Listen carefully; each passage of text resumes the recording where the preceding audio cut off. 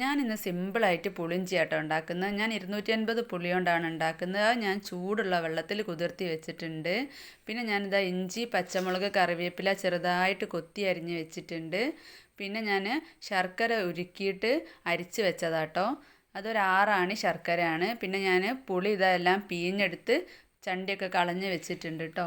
പിന്നെ ഞാൻ ഒരു ചട്ടി അടുപ്പത്ത് വെച്ച് കൊടുക്കുകയാണ്. അതിലേക്ക് വെളിച്ചെണ്ണ ഒഴിച്ച് കൊടുത്തിട്ടുണ്ട്. ഇനി വെളിച്ചെണ്ണ ചൂടായി വരുമ്പോൾ കടുകിട്ട് കൊടുക്കാം.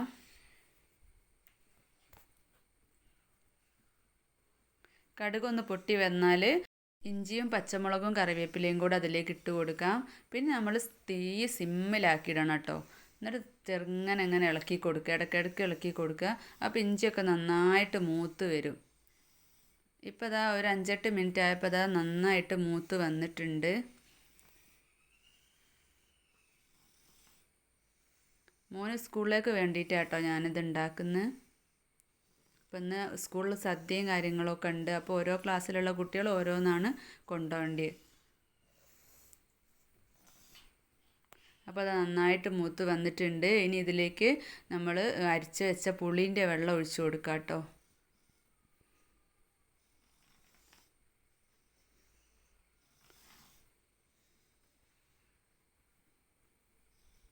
ഇപ്പം തന്നെ അത്യാവശ്യം തിക്കാണ്. നമുക്ക് ആ പാത്രത്തിൽ കുറച്ച് വെള്ളം ഒഴിച്ചിട്ട് ചുവറ്റും കൂടി ഞാൻ ഒഴിച്ച് കൊടുക്കുന്നുണ്ട്. ഇനി ഇതിലേക്ക് നമുക്ക് പൊടികളൊക്കെ ആഡ് ചെയ്ത് കൊടുക്കാം. ഞാനൊരു 1/4 ടീസ്പൂൺ മഞ്ഞൾപ്പൊടി ഇട്ട് കൊടുക്കുന്നുണ്ട്. അപ്പോൾ എൻ്റെ ചാനൽ സബ്സ്ക്രൈബ് ചെയ്യാതെ കാണുന്നവരുണ്ടെങ്കിൽ ഒന്ന് സബ്സ്ക്രൈബ് ചെയ്ത് സപ്പോർട്ട് ചെയ്യണേ. പിന്നെ ഞാൻ ഒരു 1/4 ടീസ്പൂണിലും മേലെ മുളക് പൊടി കൂടെ ഇട്ട് കൊടുക്കുന്നുണ്ട്. എൻ്റെ നല്ല എരിവുള്ള മുളക് പൊടി കേട്ടോ, അതുകൊണ്ടാണ് ഞാൻ കുറച്ചിടുന്നത്. പിന്നെ ഒരു ഇത്തിരി ഉപ്പും കൂടെ ഇട്ട് കൊടുക്കണം. അത് മധുരം ബാലൻസ് ചെയ്യാൻ വേണ്ടിയിട്ടാണ് കേട്ടോ. എന്നിട്ട് നന്നായിട്ട് മിക്സ് ചെയ്ത് കൊടുക്കുക. ഇനി ഈ മുളകിൻ്റെ എരിവൊക്കെ ഒന്ന് നന്നായിട്ട് വെന്ത് വരണം. അപ്പം നമ്മളിങ്ങനെ ഇടയ്ക്ക് ഇങ്ങനെ കൈയെടുക്കാതെ ഇങ്ങനെ ഇളക്കി കൊടുക്കണം കേട്ടോ.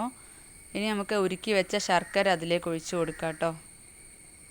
ഞാൻ ആദ്യം തന്നെ ഉരുക്കി റെഡിയാക്കി വെച്ചതാണ്. ഇനി നിങ്ങൾക്ക് ഡയറക്റ്റായിട്ട് അരിപ്പ വെച്ചിട്ട് ഇതിലേക്ക് ഒഴിക്കണേ അങ്ങനെ ഒഴിച്ച് കൊടുക്കാം.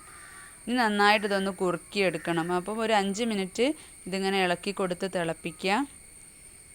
അപ്പോൾ നന്നായിട്ട് ഇതാ തിളച്ച് വന്നിട്ടുണ്ട്.